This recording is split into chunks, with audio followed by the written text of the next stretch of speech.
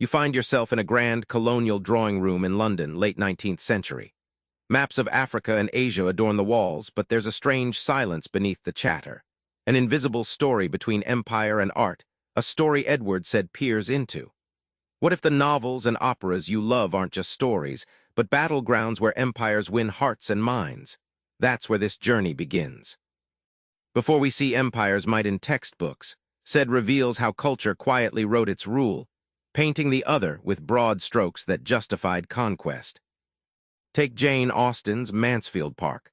On the surface, it's genteel English life, but buried beneath is a tale funded by plantations in Antigua. Austen's rich characters sip tea built on the backs of slaves. Said lifts this veil, showing how empire's profits seep silently into the culture of English civility, how wealth and conquest underpin even polite fiction. Imagine culture as invisible ink on a map, at first glance elegant prose or beautiful art. But zoom in, and you see imperialist messages embedded. The other is primitive, our rule is natural. These cultural artifacts become blueprint manuals for domination, an empire's whisper that convinces even the colonized to believe in their own subjugation. Here's the twist: culture doesn't just reflect power, it enacts it. The novels and operas of the Empire era weren't just entertainment, they rewrote reality. Suddenly, the colonized aren't just subjects, but caricatures in stories shaping a world where empire felt inevitable and just. But said isn't content with empire's one-sided story. He takes us where the loudest voices have been silenced, where resistance simmers beneath cultural erasure.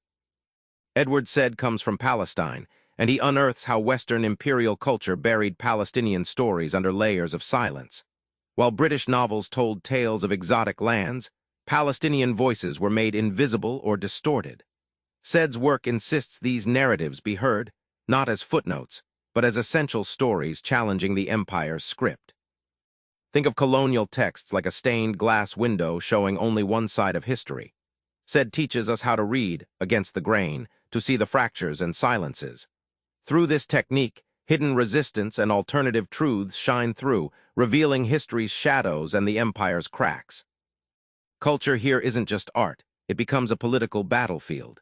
When the colonized reclaim their stories, through literature, music, or even everyday storytelling, they challenge empire's authority. This reclaiming is a powerful act of survival, reshaping identity from imposed silence to vibrant voice. Said pulls back to reveal how empire and culture didn't just coexist, they fed each other, creating a feedback loop that shaped global power and self-understanding. Think of Joseph Conrad's Heart of Darkness. It's literary gold, but also a map of imperial fears and fantasies about Africa, depicting Africans as shadows to Western progress. Said shows Conrad's novel as a cultural armory supplying ideological justification for brutal colonial conquest, embedding empire in the Western psyche through narrative power. This feedback loop works like a hall of mirrors.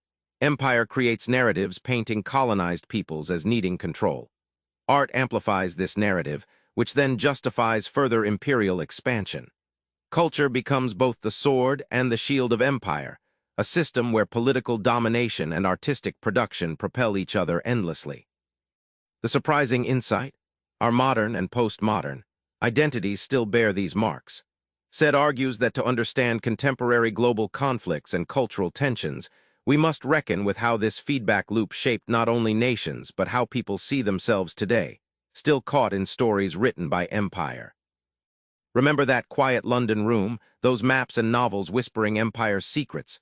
Said pulls back the curtain, showing how culture and imperialism are tangled, not just history, but living stories inside us. Next time you read or watch something, ask, whose story is this really? Try unpacking one familiar story today and spot empire's invisible ink for yourself. Subscribe for more book summaries like this one.